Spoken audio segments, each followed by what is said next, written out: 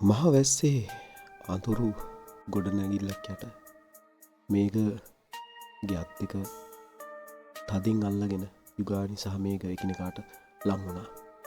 ඒත් ඒ ලංවීම ඇතුලේ තිබ්බේ සතුටකට වඩා ලොකු බයක්.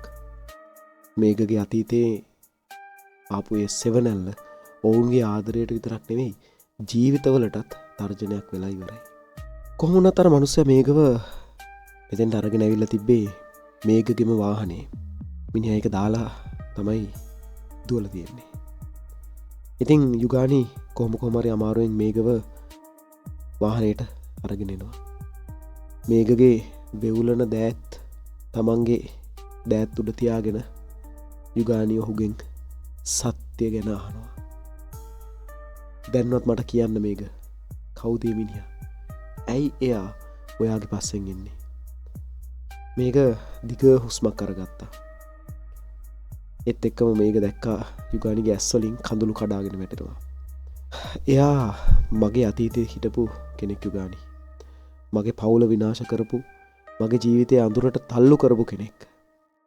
එයාට ඕනේ මගේ ළඟ තියෙන පරණ ඩොකියුමන්ට් වගේක්. ඒක එළියට ආවොත් එයාගේ නියම මූණ ලෝකෙටම හෙළි වෙනවා. එයා මට තර්ජනය කළා. මං ඔයාට ලං වුණොත් ඔයාවත් විනාශ කරනවා කියලා.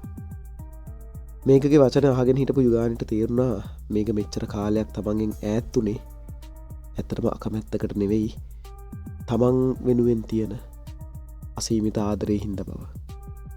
තමන්ව බේරගන්න මේක තනියම මේ හැම වේදනාවක්ම විඳලා තියෙනවා.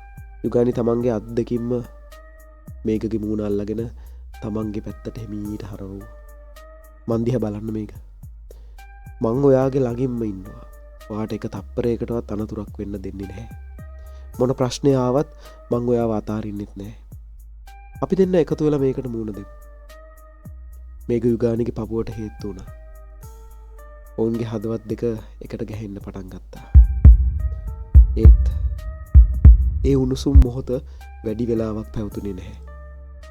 කාර් එකේ ජනෙලට වැදිච්ච තද පහරකින් දෙන්නම ගැස්සුණා. එළියේ හිටියේ ඒ නන්නා දුරන මිනිස්සයයි තවත් කීප දෙනෙකුයි. ඔවුන් කාර් එක වට කරගෙන හිටියා. ඉතින් යුගානිට සහ මේකට මේ අනතුරෙන් ගැලවෙන්න පුළුවන් වේද? බලන්න නොකියූ හුස්මක අභිරහස. අපි ඊළඟ කොටසින් හමු වෙමු. ඔයාලට සුබ දවසක්.